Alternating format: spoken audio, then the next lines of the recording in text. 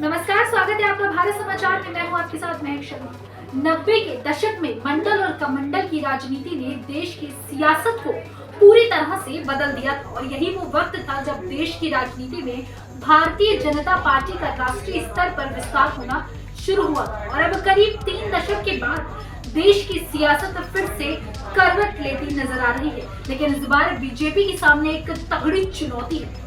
जातीय जनगणना को लेकर के पूरा विपक्ष एक तरफ है, वहीं अब भारतीय जनता पार्टी के संगठन में कई दल भी जातीय जनगणना की मांग कर रहे हैं। ऐसे में जातीय जनगणना की पूरी समीक्षा रिपोर्ट देखिए।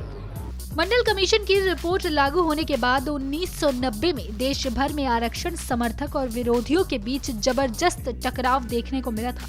अगड़ों और पिछड़ों की लड़ाई सड़क तक आ गई थी।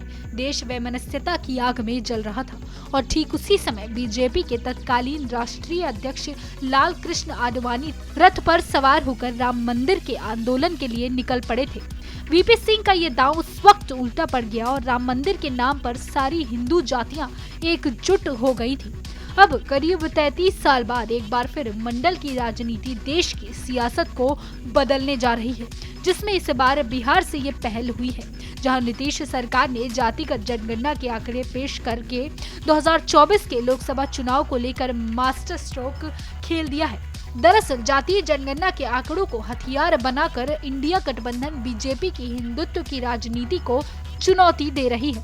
इसकी शुरुआत भले ही बिहार से हुई हो, लेकिन इसकी आंच अब यूपी तक महसूस की जा रही है। समाजवादी पार्टी इस मुद्दे को जोरों शोरों से उठा रही है और अब बिहार के बाद समाजवादी पार्टी इस मुद्दे पर और भी मुखर हो गई है।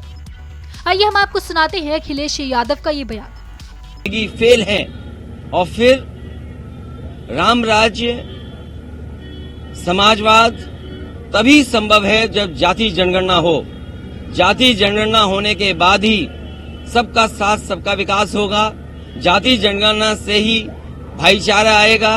जाति जनगणना से ही भेदभाव खत्म होगा। जाति जनगणना से ही लोकतंत्र मजबूत होगा। जाति जनगणना से ही समाजवाद आएगा। जाति जनगणना से ही राम राज्य। सिर्फ अखिलेश यादव ही क्यों, अब तो कोई भी सियासी दल इससे पीछे नहीं है। कांग्रेस के अध्यक्ष अजय राय ने भी इस मुद्दे पर बीजेपी सरकार को अब घेरना शुरू कर दिया है। आइए हम आपको सुनाते हैं अजय राय का ये बयान। 27% ओबीसी समाज दिखाया गया, किस तरह से देखते हैं, क्योंकि लालू प्रसाद यादव ने तमाम लोगों ने आज के क्षण की बहुत ज्यादा तारीफ करी है। निश्चित तौर से बिहार सरकार ने पहले शुरुआत की है, मैं उसके लिए धन्यवाद देना चाहूंगा बिहार सरकार को, और वो पूरे देश के सामने ये चीजों को सामने लाए हैं जनगणना की। निश्चित तौर से मैं उनको धन्यवाद देना चाहूंगा और ये निश्चित इससे आगे भी प्रदेश और देश के अंदर इस तरह की जातिगत जनगणना हो जिसकी चीजें साफ हो सके। विपक्षी दलों के साथ साथ अब बीजेपी के सहयोगी दलों का भी दबाव बढ़ने लगा है।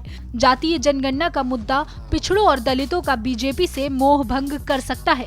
यूपी में जहां पूरी सियासत ही राजनीति पर आधारित है और जहां राजभर और निषाद जैसे नेता ही जातिगत राजनीति से निकलकर सत्ता तक पहुंचे हैं, वहां इस मुद्दे ने उनकी भी नींद हराम कर रखी है। लिहाजा बिहार के बाद अब बीजेपी के ये सहयोगी भी सरकार पर दबाव बनाने लगे हैं।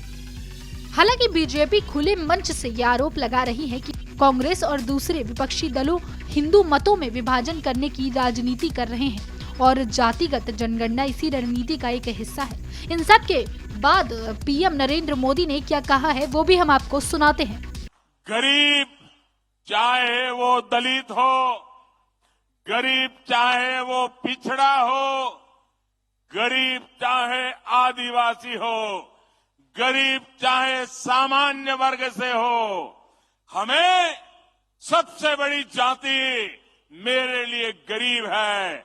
हमें गरीब की चिंता करनी है, हमें गरीब का जीवन बदलना है। कांग्रेस देश के लोगों में आपसी खाई बढ़ाना चाहती है, वैर भाव बढ़ाना चाहती है। इसलिए कांग्रेस अब पूरी नई भाषा बोलने लगी है। मेरे परिवारजनों, कांग्रेस के दशकों के शासन ने देश को सिर्फ गरीबी दी है। कांग्रेस ने समाज को जाति के आधार पर बांटने का ही काम किया है ताकि इनका वोट बैंक सुरक्षित रहे। बहरहाल ये ऐसा मुद्दा है जो बीजेपी के गले की फांस बन गया है और विपक्ष के हाथ का बड़ा हथियार, जिससे मुकाबला करना बीजेपी के लिए भारी पड़ रहा है। डिजिटल डेस्क, भारत समाचार।